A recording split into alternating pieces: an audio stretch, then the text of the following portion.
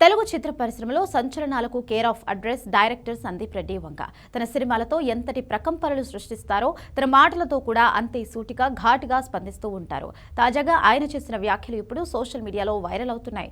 ముఖ్యంగా కొందరు నటులు, రచయితలు కేవలం ప్రచారంతోనే తమ కెరియర్లను నిర్మించుకుంటున్నారని, అలాంటి వారే ఇప్పుడు నాణ్యమైన సినిమాలను వెక్కిరిస్తున్నారని ఆయన మండిపడ్డారు. సందీప్ రెడ్డి వంగ స్పందిస్తూ గతంలో కొందరు రచయితలు, నటులు కేవలం పబ్లిసిటీ స్టంట్స్ తోనే తమ కెరియర్లను సెట్ చేసుకున్నారని ఆరోపించారు. ఆ టైంలో ఇండస్ట్రీ పిల్లిలా ఉండిపోయింది, ఏది ప్రశ్నించలేని స్థితిలో ఉండేది. కానీ ఇప్పుడు అదే ముఠా దురంతర్ వంటి సినిమాలను ఎగతాళి చేస్తోంది అని ఆయన తీవ్ర అసహనం వ్యక్తం చేశారు.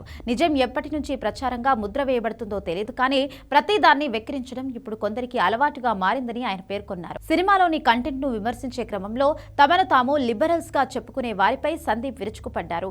ఏం చూసినా ఎగతాళి చేయడమే మీకు అలవాటైతే మిమ్మల్ని మీరు లిబరల్ అనుకునే హక్కు మీకు లేదు అని తేల్చి చెప్పారు. భావ ప్రకటన స్వేచ్ఛ పేరుతో ఇతరుల కష్టాన్ని తక్కువ చేసి చూడడం సరైన పద్ధతి కాదని ఆయన హితవు పలికారు. ప్రస్తుతం ఇండస్ట్రీలో జరుగుతున్న ఈ విచిత్రమైన పోకడలపై ఆయన తనదైన శైలిలో విశ్లేషించారు.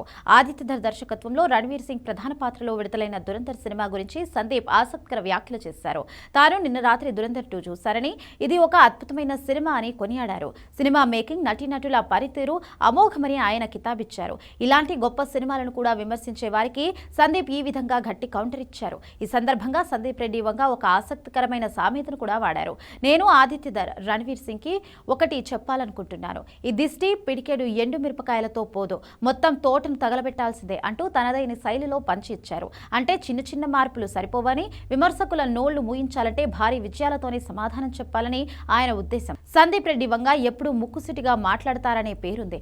అర్జున్ రెడ్డి యానిమల్ సినిమాల సమయంలో కూడా ఆయనపై ఎన్నో విమర్శలు వచ్చాయి. వాటన్నిటినీ ఆయన తన సినిమాల విజయంతోనే తిప్పికొట్టారు. ఇప్పుడు దురంధర్ చిత్రానికి మద్దతుగా నిలుస్తూ అనవసర విమర్శలు చేసే వారిపై ఆయన చేసిన ఈ వ్యాఖ్యలు మరోసారి చర్చకు దారితీశాయి.